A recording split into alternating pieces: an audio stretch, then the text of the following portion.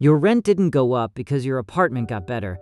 Same walls, same leaky faucet, same parking spot, and somehow, a bigger number on the lease. Here's a figure that should stop you cold. According to Harvard's Joint Center for Housing Studies, about half of all renter households in the United States are now considered cost-burdened, meaning they spend more than 30% of their income just on housing tens of millions of people. And the standard advice, the old rule that rent should eat no more than 30% of what you make, has quietly become a fantasy for a huge share of the country. So what happened? Why does rent keep climbing year after year, faster than your paycheck, no matter who's in office or what the economy is doing? The easy answer is supply and demand. And that's true, but it's not the whole story. And it's not the interesting part, because the real reason your rent keeps going up is a stack of separate machines all pushing the same direction at the same time. Let's follow the money all the way down. Start with the simplest force. There aren't enough places to live. After the 2008 housing crash, home building in America basically fell off a cliff and took years to recover. For more than a decade, the country built far fewer homes than it needed to keep up with new households forming.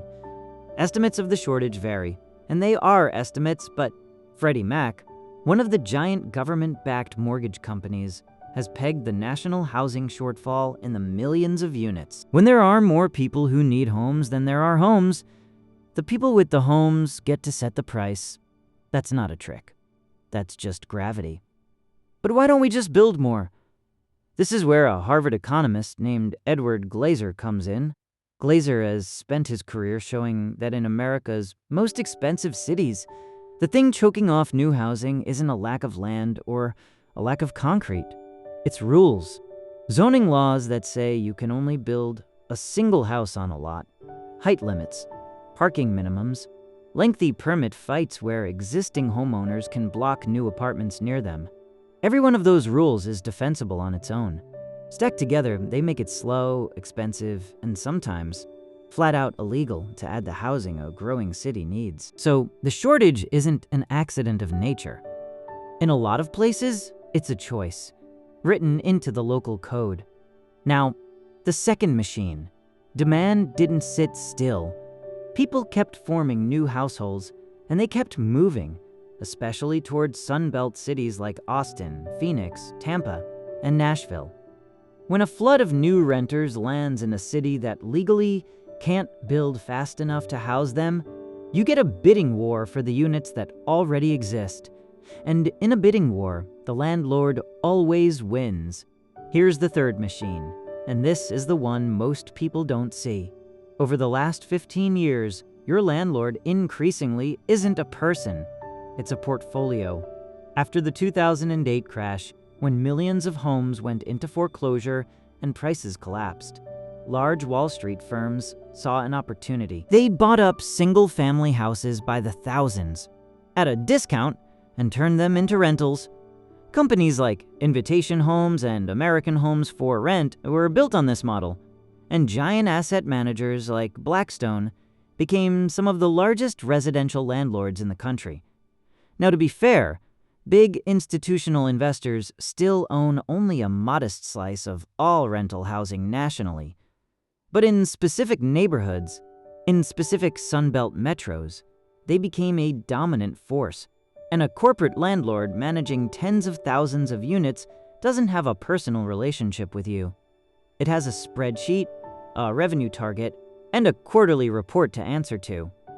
Which brings us to the fourth machine, and the one that turned a quiet lawsuit into national news. Rent used to be set by a human property manager, someone who knew the local market, wanted to keep good tenants, and was a little afraid of scaring people off with a big hike. That person is being replaced by software. A company called RealPage sells landlords a pricing tool that ingests huge amounts of data, including private data on what nearby competitors are charging, and then recommends the rent that squeezes out the most revenue.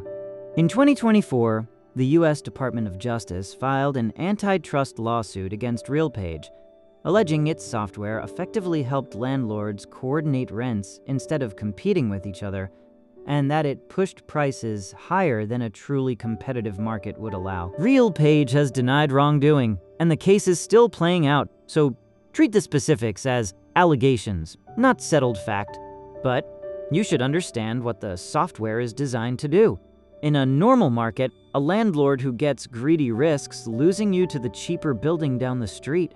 But if that building down the street is quietly using the same algorithm, fed the same data, aimed at the same goal, then the market everyone tells you to trust starts to look less like competition and more like a group of players reading from the same sheet of music. There's a fifth force, and it's the cruel twist in the story. When developers finally do build new apartments, they overwhelmingly build luxury ones. Why? Because land is expensive, construction is expensive, and the math only works if the rents are high. So the new supply that's supposed to relieve prices arrives with a rooftop pool and a rent to match.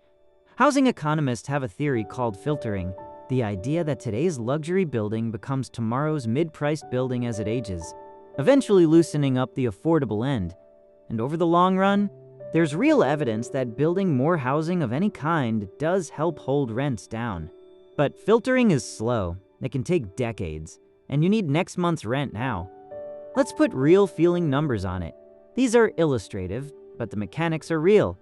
Say you're paying $2,000 a month, $24,000 a year. Your landlord's pricing software notices the buildings nearby are all charging a little more, sees that vacancies in your area are low, and recommends a 6% bump. That's $120 extra a month. Feels small on the lease, but it's $1,400 a year out of your pocket for the exact same apartment. Multiply that across a few hundred units in one building, and a single algorithmic nudge just generated hundreds of thousands of dollars in new revenue without anyone painting a wall or fixing a faucet. That's the part worth sitting with.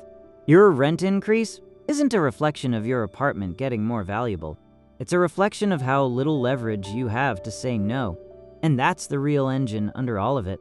Leverage. When there aren't enough homes, when the law makes it hard to build more, when your landlord is a portfolio with a revenue target, and when the price is set by software optimizing against you, every ounce of bargaining power sits on one side of the table. You need somewhere to live this month. They can afford to wait for the next tenant. In that standoff, the price only goes one way. So who pays when this machine runs hot? You already know. It's the renters. It's the half of tenant households that Harvard says are cost-burdened, the people cutting into food, savings, and medical care to keep a roof overhead. It's the family pushed an hour further out of the city with every renewal. And it's the young people who look at the math and quietly give up on the idea of ever buying a home, because every dollar that could have become a down payment is already spoken for by rent.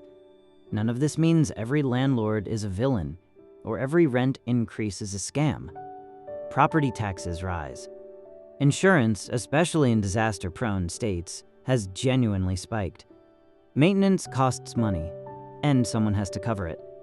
The point isn't that raising rent is evil. It's that your rent went up because of supply and demand is a comforting half-truth that hides the machinery underneath. Machinery that is very deliberately built to move the price in one direction.